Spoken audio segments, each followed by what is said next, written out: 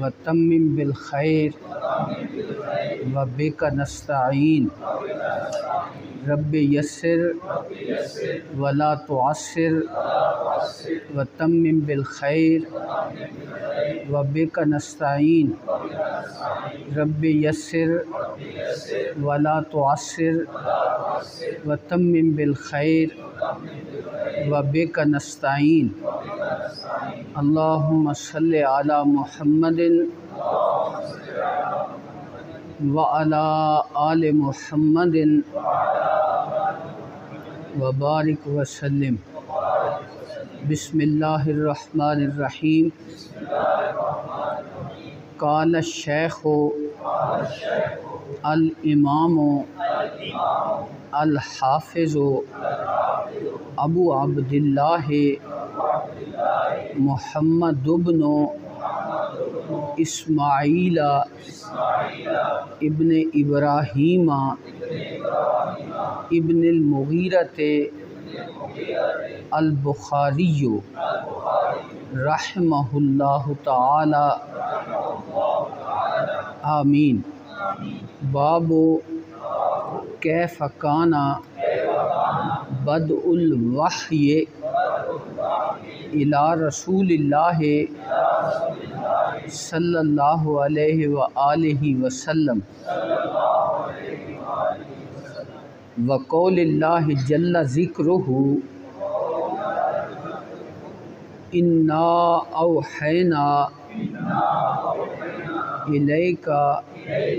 کما اوحینا الی نوح والنبیین من بعدہ۔ حدثنا الحمیدی عبداللہ بن الزبیر قال حدثنا سفیان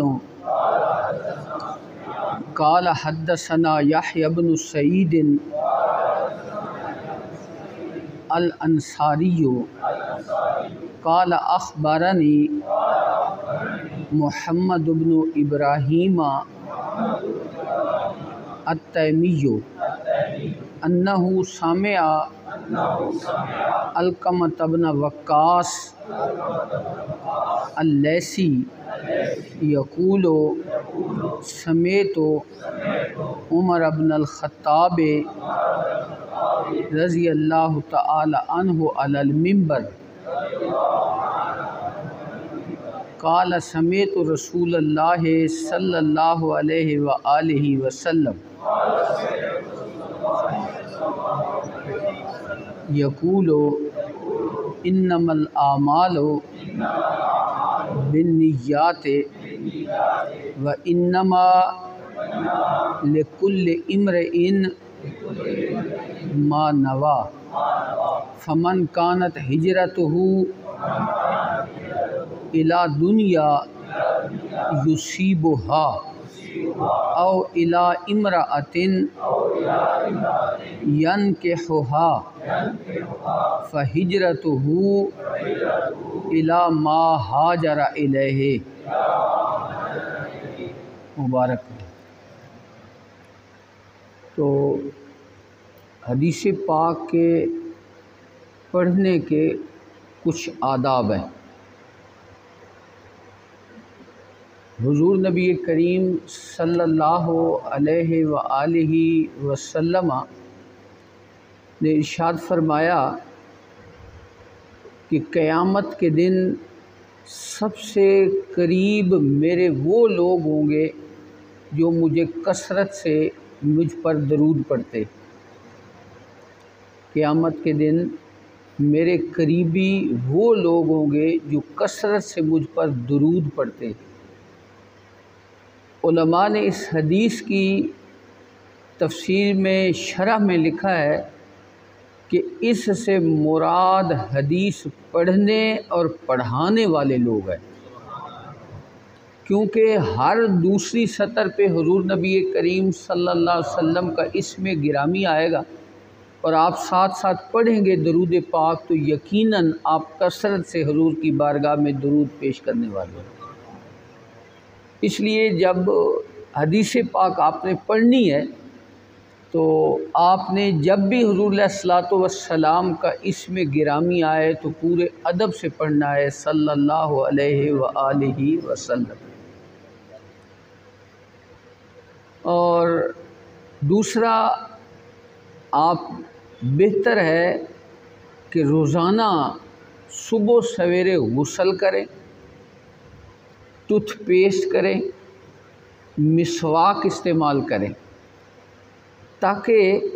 آپ جب حدیث کے پیریڈ میں بیٹھیں تو آپ کے جسم سے بدبو نہ آ رہی ہو بلکہ خوشبو آ رہی ہو۔ سارا دن آپ نے حضور صلی اللہ علیہ وسلم کے ارشادات پڑھنے سننے ہیں، تو کتنا کثرت سے آپ درود پاک پڑھیں گے۔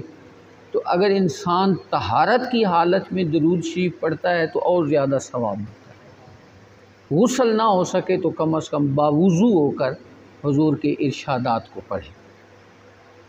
اور جس طرح حضور نبی کریم صلی اللہ علیہ وآلہ وسلم کا عزت و احترام حضور علیہ الصلوۃ والسلام کی ظاہری حیات طیبہ میں تھا، حضور علیہ الصلوۃ والسلام کے وصال کے بعد بھی اسی طرح حضور کا احترام لازم ہے جس طرح حضور کی حیات طیبہ میں تھا۔ اور حضور علیہ الصلوۃ والسلام کی ظاہری حیات میں صحابہ کس طرح حضور علیہ الصلوۃ والسلام کی بارگاہ میں بیٹھتے تھے، آپ نے سنا پڑا ہوگا کہ صحابہ کرام رضوان اللہ اجمعین جب حضور کی محفل میں بیٹھتے تھے تو اس طرح سر جھکا کر بیٹھتے تھے گویا ان کے سروں کے اوپر پرندے بیٹھے،